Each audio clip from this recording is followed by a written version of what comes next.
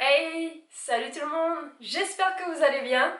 Aujourd'hui on se revoit pour mes lectures du mois de décembre. Alors, j'étais en vacances donc j'ai beaucoup lu. J'espère que vous avez du temps. Sinon, prenez le temps. Non mais, hey, bon. Maintenant, ça c'est dit. Je suis désolée si il fait super chaud ici. Donc, on va commencer. Euh, Je vous montre comme ça, là vous voyez bien. On va au papa de Jean-Louis Fournier, le livre de poche. C'est comme ça. Alors lui j'avais trouvé en brocante. J'ai été agréablement surprise par ce livre-là. Pourquoi? Parce que c'est... alors je sais pas si c'est Jean-Louis Fournier lui-même qui parle, si je pense que c'est lui, qui parle de ses deux enfants handicapés et de comment est-ce qu'il a vécu le handicap de ses enfants. Alors c'est pas mélodramatique avec l'annonce et tout ça, il explique comment est-ce que lui avec son humour il a essayé de dédramatiser le moment et comment est-ce que il a pris le droit en tant que parent de pouvoir rire de ce qui se passe et se moquer sans être méchant hein, de ses enfants et comment est-ce que les gens en face de lui en fait, il a le rôle du papa qui doit être triste totalement et qui a du mal avec ses réactions à lui et sa façon de penser. Et ça se lit très facilement, c'est des petites histoires qui vont tracer un peu la vie de ce monsieur avec ses enfants. Et c'est assez bien dit, c'est assez rigolo et c'est dur des fois. Et franchement, c'est bien. Alors, par exemple, il dit récemment, j'ai eu une grande émotion. Mathieu était plongé dans la lecture d'un livre. Je me suis approchée tout émue. Il tenait le livre à l'envers. Alors, à la fin, il dit jusqu'à ce jour, je n'ai jamais parlé de mes deux garçons. Aujourd'hui que le temps presse, que la fin du monde est proche et que je suis de plus en plus biodégradable, j'ai décidé de leur écrire un livre. Pour qu'on ne les oublie pas, qu'il ne reste pas d'eux seulement qu'une photo sur une carte d'invalidité.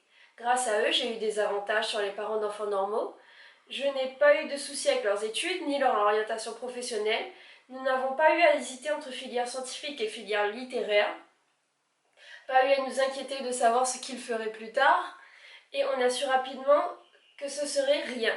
J'espère quand même que, mis bout à bout, toute leur petite joie auront rendu le séjour supportable. Donc c'est cette façon-là qu'il écrit et dont il parle de ses enfants. Et si vous avez l'occasion de jeter un œil et de commencer à lire, franchement c'est une petite pépite moi je trouve. Ça vaut le coup. Ensuite, Mariage à l'indienne de Kavita Daswani. C'est une jeune femme qui n'arrive pas à se marier. Et elle nous explique que dans sa communauté, en tout cas dans sa caste en Inde, il faut être marié assez jeune pour déjà il faut être assez jeune pour intéresser un garçon et plus on attend plus c'est comme s'il y avait une tare au-dessus de soi et au-dessus de soi et c'est de plus en plus difficile de trouver et elle va se retrouver dans cette situation. Donc je vous lis ce qu'il y a écrit derrière. À 2 jours de son 10e anniversaire, ma grand-mère était déjà mariée. Ma mère, elle, avait trouvé un mari à 20 ans. J'avais conclu que si l'on gagnait ainsi 10 ans à chaque génération pour arriver à l'âge idéal du mariage, à 30 ans, au plus tard, j'aurais dû trouver un conjoint. Mais à 30 ans, j'étais à 1000 lieues de convolée, d'où la consternation de chacun au mariage de ma cousine Nina.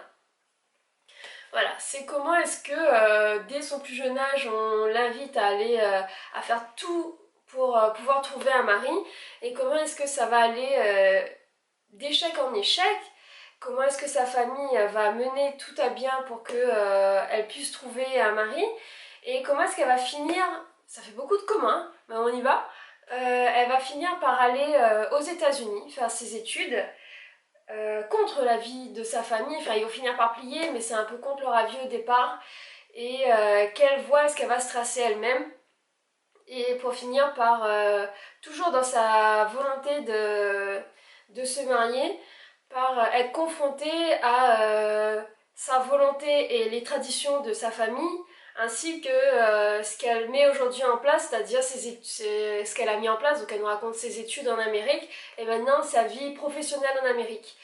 Donc j'ai trouvé ça franchement au début intéressant et après à la fin j'étais dubitative de la fin, ça m'a pas spécialement plu. Donc ça se lit assez facilement, C'est pas une histoire fantastique, hein, mais c'est sympa, sympa à lire. Ensuite, j'ai chaud. Bon, ensuite les amis, j'ai fait cet achat à la brocante, je vous l'ai montré dans un haul brocante, Peter James, Les enfants trop parfaits. C'est un thriller, et je suis pas très thriller d'habitude, c'est chez Pocket, comme ça. Naomi et John ont perdu leur fils de 4 ans, Hayley, emporté par une maladie génétique rare. Et ils sont aujourd'hui prêts à tout pour ne plus revivre un tel cauchemar. Même à l'insensé. Faire appel au service d'un généticien génial, mais très controversé. Pour 400 000 $, le docteur Détor leur garantit un bébé en bonne santé. Comment résister à pareille promesse? Ils auraient pourtant dû être alertés par la liste qu'on leur a remise. Choix de la couleur des yeux, de la taille, des traits de caractère, des aptitudes sportives et encore plus, on va voir qu'il y a à peu près 3000 choix, un truc comme ça. Trop tard pour faire marche arrière, Naomi est déjà enceinte et quelque chose ne tourne pas rond. Donc, ils vont aller faire ce bébé sur mesure. Alors eux, ils ont une certaine éthique, donc ils vont choisir que leur futur bébé n'ait pas la maladie de leur garçon avant et qu'il ait certaines capacités intellectuelles. Après, ils diront non, on reste aux capacités sportives, à plein de choses.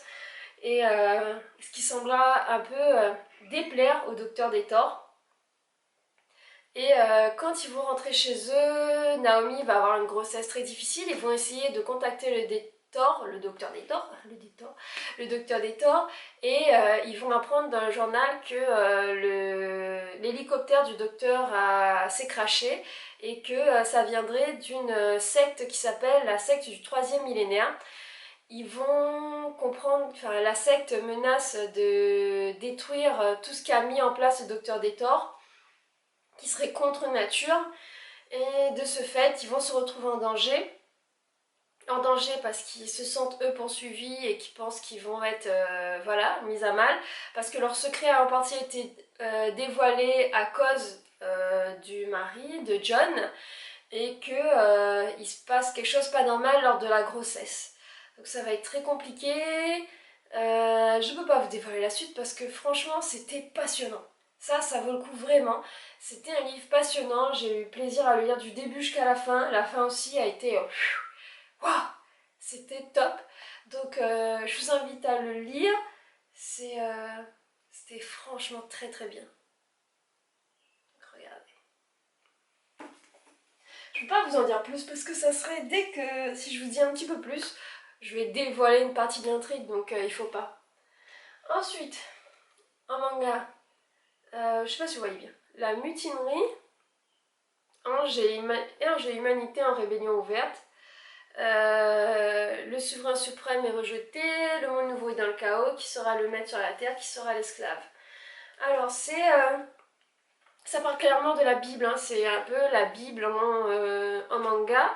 Ça m'a été offert et au début je me suis dit mais ça a l'air bizarre, et franchement, ne serait-ce qu'au niveau historique, en fait ça fait pas spécialement l'apologie de Dieu et de croyer en moi et ceci et cela. Et c'est plutôt intéressant à lire, ça va assez vite. Par contre je trouvais que ça allait pas dans le détail, dans l'histoire. Par contre, au niveau historique c'est super intéressant. Il y a plein de choses que... Enfin moi j'ai fait le catéchisme spécial, j'ai fait le catéchisme quand j'étais petite, et mis à bout il y a plein de choses que j'ai pas compris. Et là franchement ça éclaire les lanternes. Ce qui est bien c'est qu'à la fin on a un peu un arbre généalogique des personnages et de leur histoire. Et franchement, j'ai compris plein de choses. Mais bon, c'est pas grave. Il était temps. Donc, ça, moi j'ai trouvé ça plutôt sympa. Donc, il y en a d'autres. J'essaierai de me procurer les autres. Big up Elodie, si tu te reconnais. Et donc, franchement, c'est sympa. Vachement sympa. Bon, si vous avez bien fait attention, vous avez vu cette pile de manga? Alors, pourquoi il y a cette pile? Je vais vous les rapprocher. Donc c'est le manga 5. Je sais pas si vous connaissez. En tout cas, moi j'avais acheté les 7 premiers. Donc ces 7 là à la brocante il y a un bon moment. Je les avais lus et puis j'avais trouvé ça sympa. Mais j'ai pris beaucoup de temps avant recommander tout ça. Ceux-là, je les ai commandés sur Amazon. Je les trouvais plus nulle part. Je n'ai pas trouvé en magasin, en librairie, et puis voilà.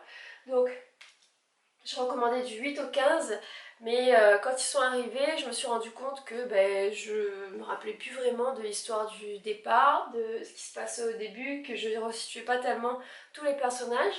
Donc, profitant des vacances, j'ai tout lu. Donc, je vais vous montrer, en tout cas à partir du 8 et du 15, hein. Après les couvertures sont superbes. Donc c'est Five, c'est du numéro 1 au 15, la série est arrêtée à 15, hein. Heureusement. Et là, et là, donc du 8 au 15, c'est une série vachement sympa, donc c'est un shoujo, c'est chez Kana. Je vais vous prendre le premier pour vous situer l'histoire au début. Donc, c'est celui-là le premier. Ballottée depuis sa tendre enfance de Vienville par ses parents, Ina n'aspire qu'à une chose, goûter enfin aux joies de la vie d'une élève ordinaire. Le rêve semble devenir réalité lorsqu'elle intègre son lycée définitif, mais vire au cauchemar lorsqu'elle découvre qu'elle est la seule fille d'une classe de surdoués. C'est les A+. Non, je sais plus comment ça s'appelle. Si, c'est ça. Pire que tout, les Five, les élèves les plus intelligents mais les moins disciplinés de sa classe, décident de la prendre sous leur aile. Donc c'est ça qui se passe, elle arrive au lycée. Déjà elle fait la première rencontre, c'est un gars qui s'appelle Toshi qui est en train d'embrasser une fille dans le couloir. Puis elle rentre dans sa classe et elle se rend compte qu'elle est dans la meilleure classe puisqu'il rentre sur test d'aptitude, qu'elle est dans la classe des élèves les plus intelligents et que dans cette classe il n'y a aucune fille, mis à part elle. Et lorsqu'elle arrive, il y a ce garçon qu'elle avait croisé, plus 4 autres, donc qui sont appelés les Five parce qu'ils sont au top du classement, mais aussi parce qu'ils sont tout le temps ensemble, qui vont s'intéresser à elle parce qu'elle a mis dès le départ un taquet à Toshi qui a essayé de lui sauter dessus. Et ils vont se dire qu'elle est vachement intéressante et c'est son attitude un peu assez franche et assez brute de pomme vont les amener à l'appeler princesse. Ils vont l'appeler comme ça tout le long du manga, princesse. Et ils vont vivre des histoires assez rocambolesques les unes à la suite des autres. Ce lycée est assez particulier avec des règles particulières et avec plein de compétitions assez cheloues et un peu dangereuses. Et elle va bien sûr participer avec eux. Donc c'était un manga assez frais. Ouais, c'est comme ça que je dirais. Pardon, j'ai chaud. On va faire comme ça, on va profiter qu'il y a le livre. Bon, alors c'est un manga assez frais, qui est vachement chouette, très facile à lire. Je les ai lus en 4 jours, enfin 4 jours avec des pauses. Hein. J'avais fini de tout relire et moi j'ai beaucoup aimé. Donc si vous tombez dessus, moi j'avais la chance, je suis tombée sur les 7 premiers à la brocante, ce qui fait que j'avais craqué. C'est assez sympa, n'hésitez pas. Bon, le dernier, The Least but not the last. The last but not the least, c'est ça, non? Bon, le dernier, et pas des moindres. Les étoiles de Noshead de Sophie Jomain, on va l'appeler comme ça. Illustration de Marie-Laure Barbé-Granvaux. Comme ça derrière, c'est édité chez Pygmalion. Il est très beau, comme vous pouvez le voir. Je l'ai eu pour Noël celui-là. Et il était scellé, donc la personne ne savait pas trop ce qu'il y avait dedans. Et il est illustré. Franchement, il est illustré. Je sais pas si vous voyez quelque chose, je vais vous mettre une jolie illustration. Ça par exemple.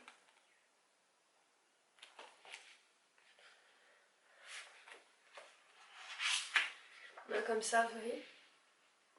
La lune au haut. Donc avec de très belles illustrations à l'intérieur du livre. Donc c'est un livre young adulte, pareil, je vais pas dire fantastique, mais si un peu, donc dans le domaine de tout ce qui est loup-garou, vampire et tout ça. Donc là essentiellement loup-garou dans ce tome-là. Donc cette série est déjà sortie, je crois, jusqu'à 5 tomes, je sais pas si c'est terminé, moi je connaissais pas l'histoire avant. Par contre cette édition-là vient de sortir, enfin elle est sortie récemment, en 2016.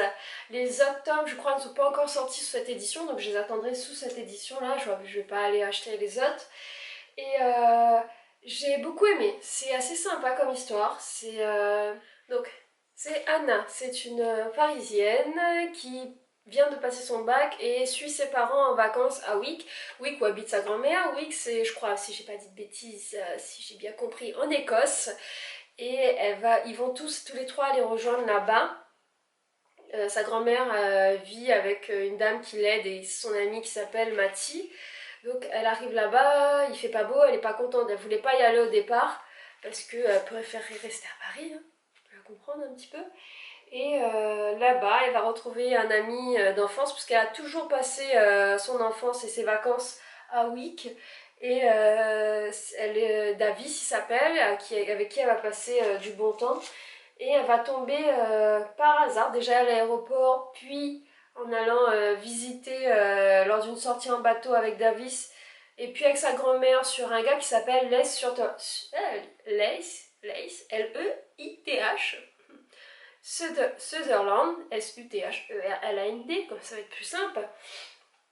Donc elle va le rencontrer et on se rend bien compte qu'elle va tomber sur son charme. Cependant, il y a tout quelque chose, une part d'ombre autour de ce garçon. Elle va finir par apprendre très vite que sa grand-mère était elle-même sortie, en tout cas était tombée amoureuse du grand-père de Lace.